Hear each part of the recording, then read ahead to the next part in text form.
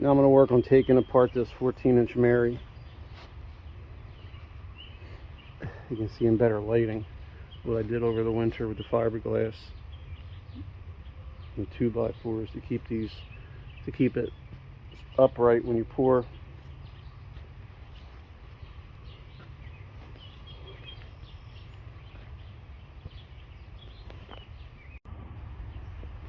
Hardware is out. Let's take this thing apart.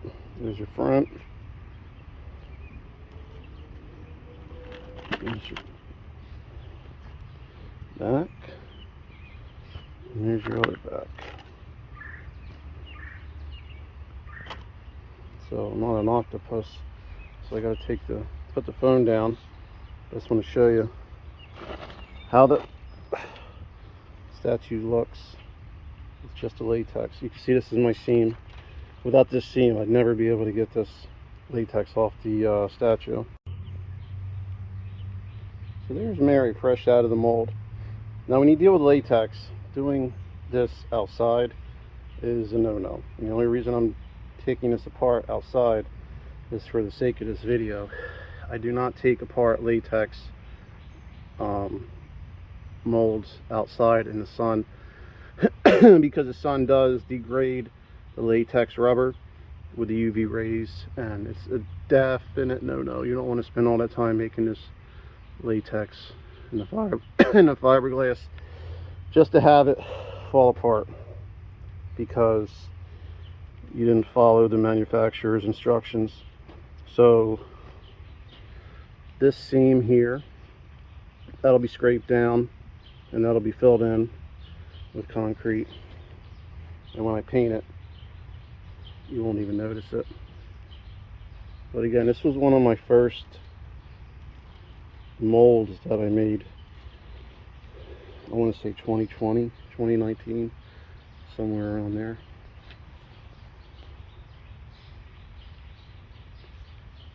Didn't come out too bad.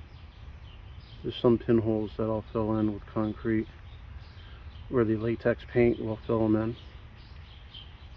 But the face is what people look at. You can see there's a pinhole here and some up top. But again, that'll all get filled in with the paint. You won't even notice it.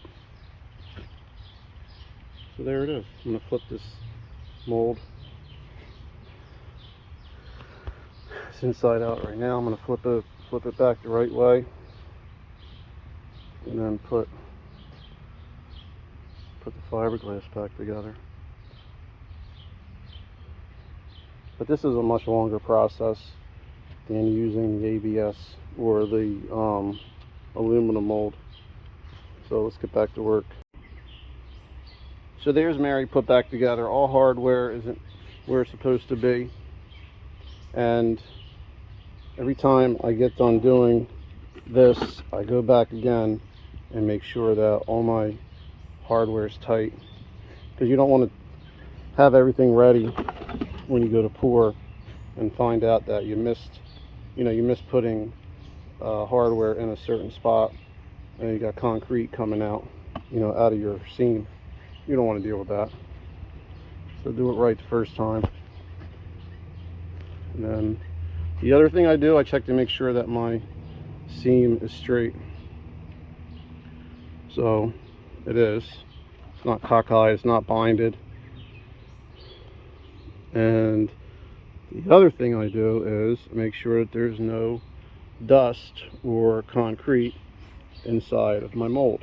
You don't want to pour and find out that you have a 2-inch piece of concrete that is blocking